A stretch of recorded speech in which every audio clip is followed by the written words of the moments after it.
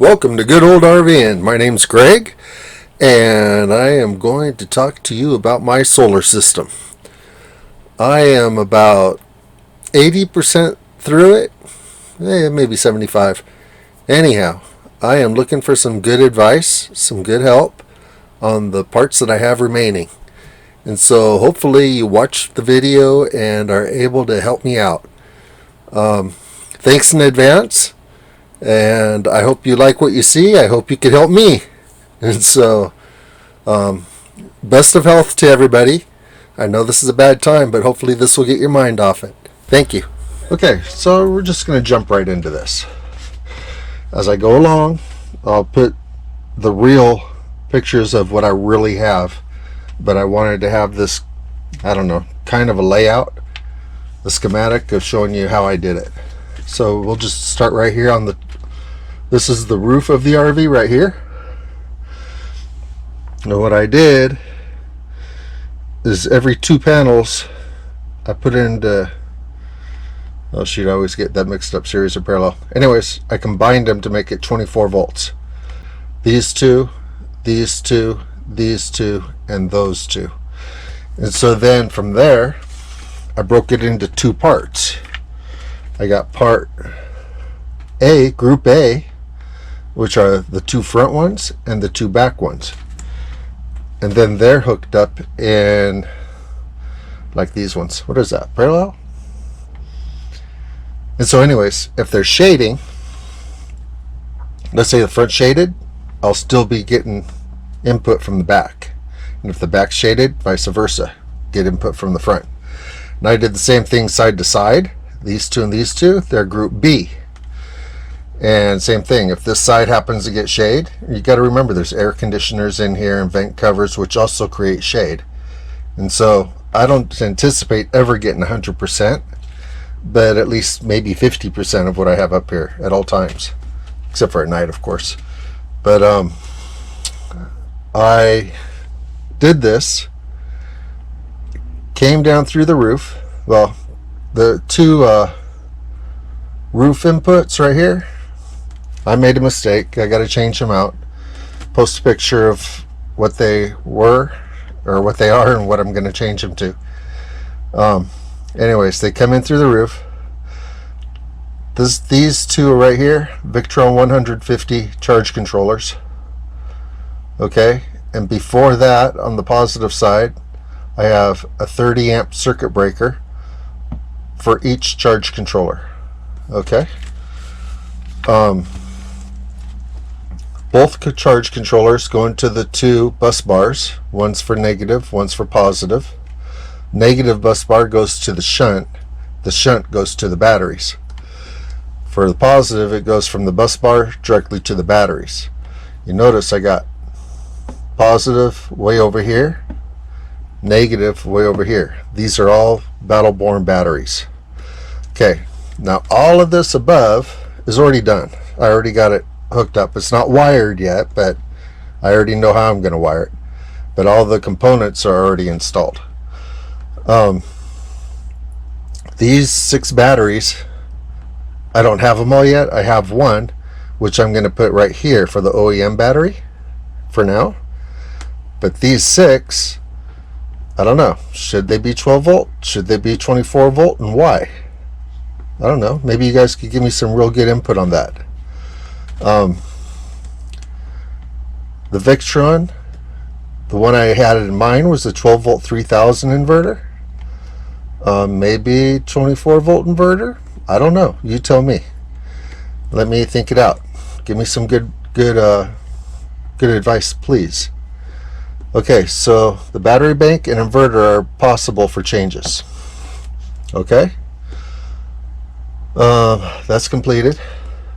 Okay, one thing I learned with an RV, redundancy is always good.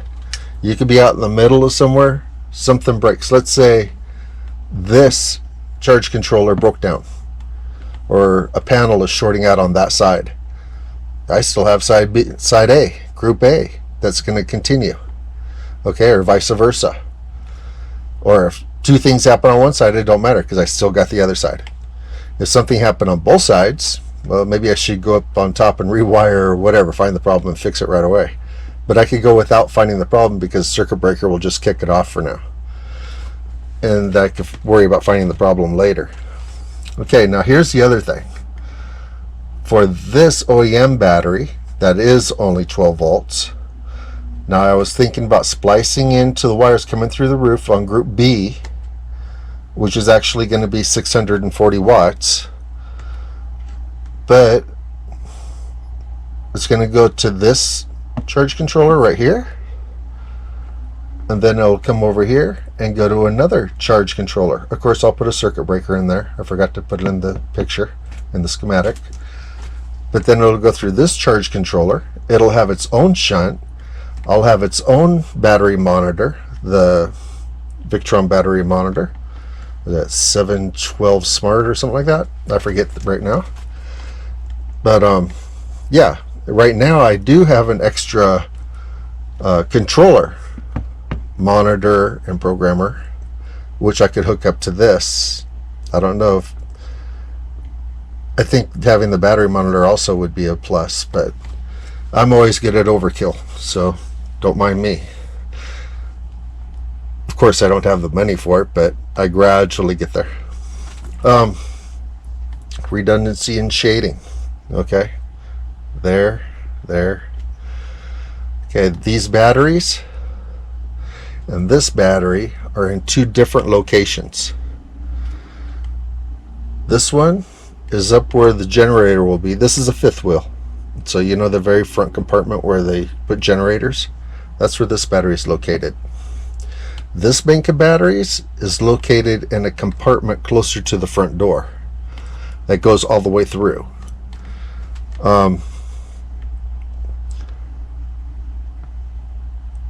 I want to keep this original, because to move all of the OEM wiring to these batteries I think would be a real pain, because they go through the wall and everything, and I have covers on the bottom I don't want to take off, and I just think it would be a real pain to do that.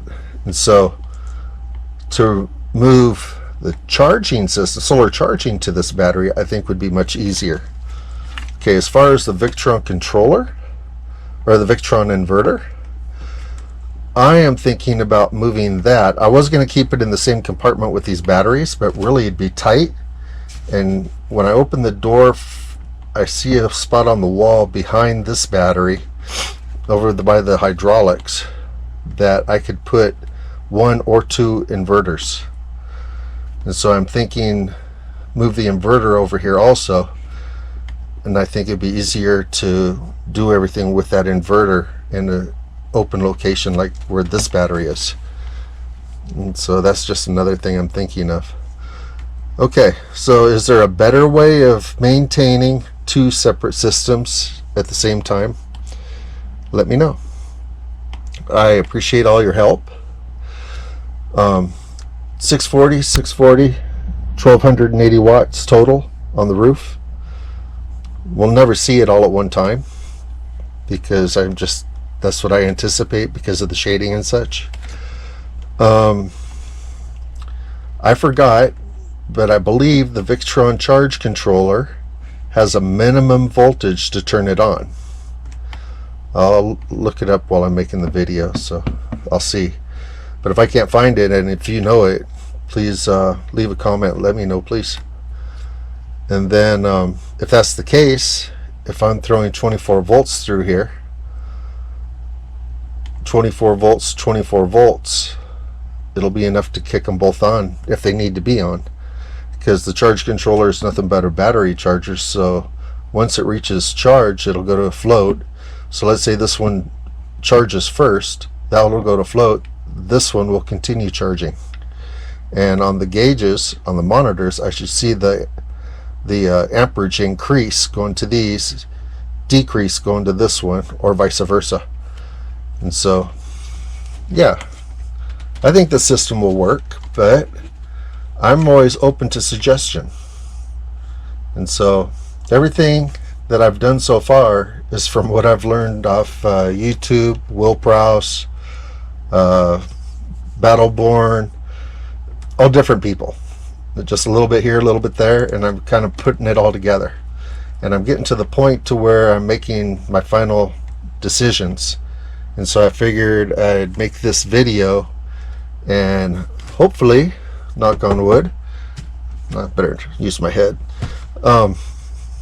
things go good and I get a lot of input. That'll be awesome. So that's what I got. Thank you for watching, and please leave me comments of anything you could think of that'll help me. Thank you.